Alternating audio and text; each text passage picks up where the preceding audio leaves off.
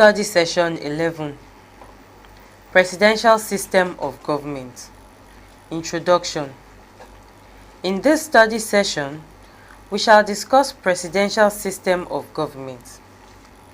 Other areas we shall be focusing on include the features, advantages and disadvantages of presidentialism. At the end of this study session, you should be able to define presidential system of government, describe the features of presidential system, discuss the merits and demerits of presidential system, and differentiate between the presidential and parliamentary systems of government. Definition of presidential system of government. Presidential system of government is a system of government where there is separation of functions between the executive organ and legislative organ of government. All the three arms of government are independent of one another. Every arm of government performs its official functions or statutory responsibilities without any interference by the other organ or organs.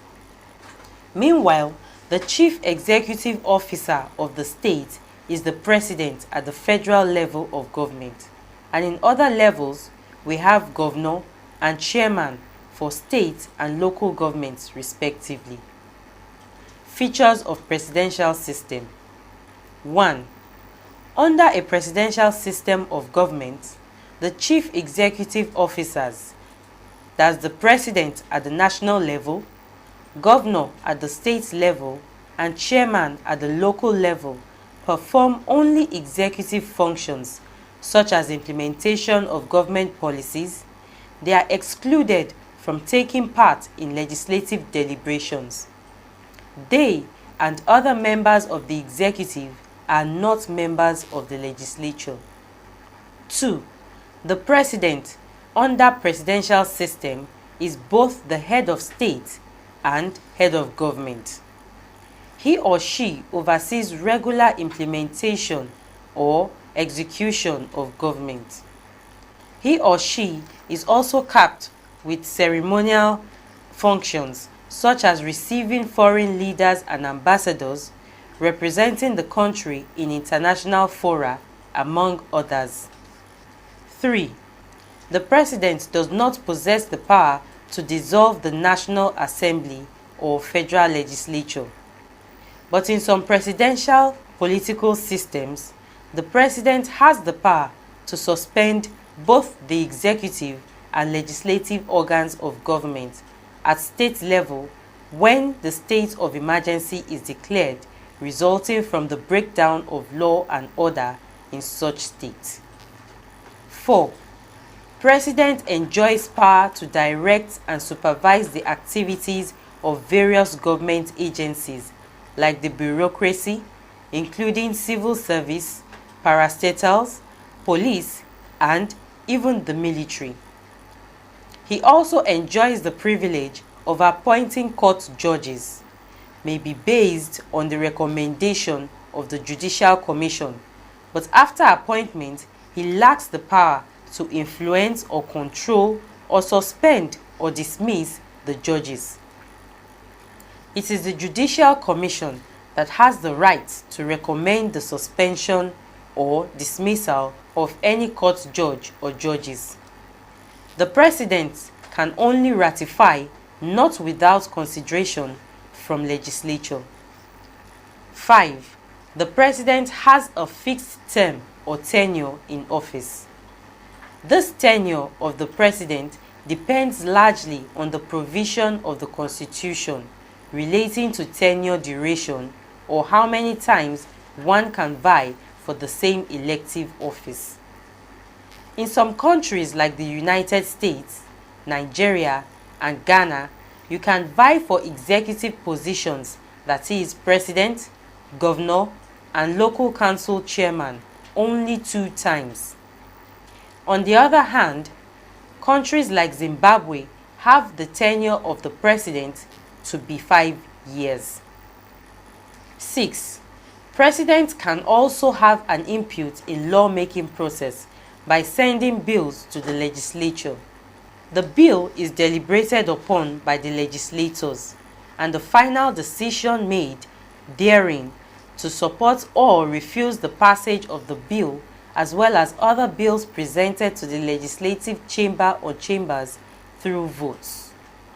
The votes of the majority of the legislators are usually required before a bill can be passed. The Constitution, as well as the rules of the Parliament, that is, legislative business, guides the conduct of the legislative deliberation and the required number of the legislators needed for any bill to attract eventual passage. 7.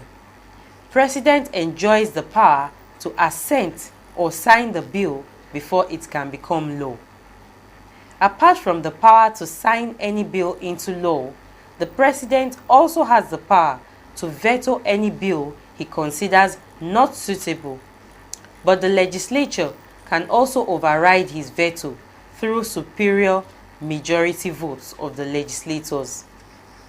In Nigeria, the Parliament can override the President's veto if 2/3 vote of the members of Parliament are secured. 8. The legislature lacks the power to sack the entire executive cabinet.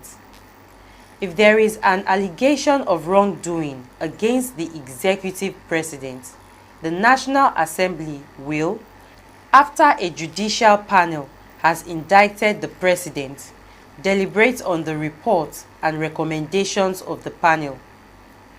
The legislators therefore decide on whether the president, that is the chief executive officer, should be sanctioned or not. This will also be based on the required number of votes among the legislators as provided in the Constitution. In Nigeria, before the president or governor or council chairman can be suspended or impeached, nothing less than 2/3 majority votes of all the members of the legislative house or houses is required. 9. Absence of the principle of collective responsibility. The executive officers are being assessed on individual basis.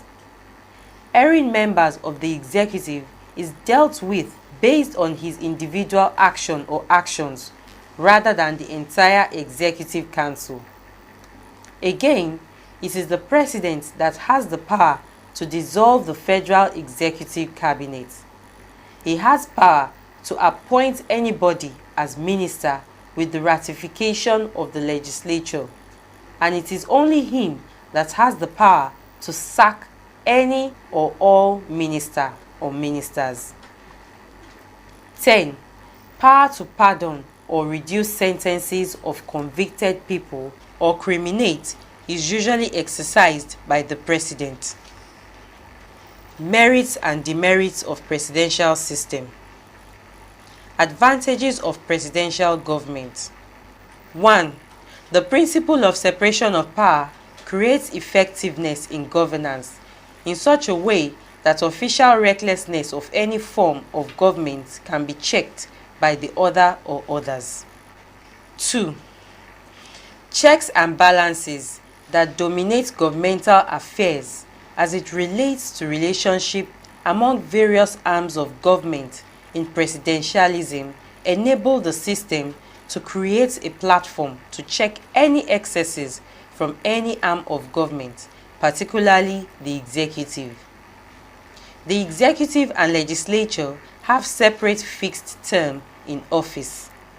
They also emerge through separate elections, so the president does not have the power to dissolve the parliament, unlike the case of the parliamentary system of government, where the president, on the advice of the prime minister or his cabinet, can dissolve the parliament at any time in the life of the parliament. 3.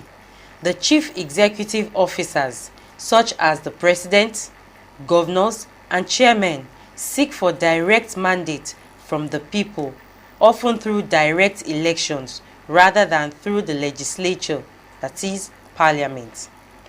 4. Quick decision making, especially in time of crisis. 5. Definite election calendar. 6. A fixed tenure of office. 7.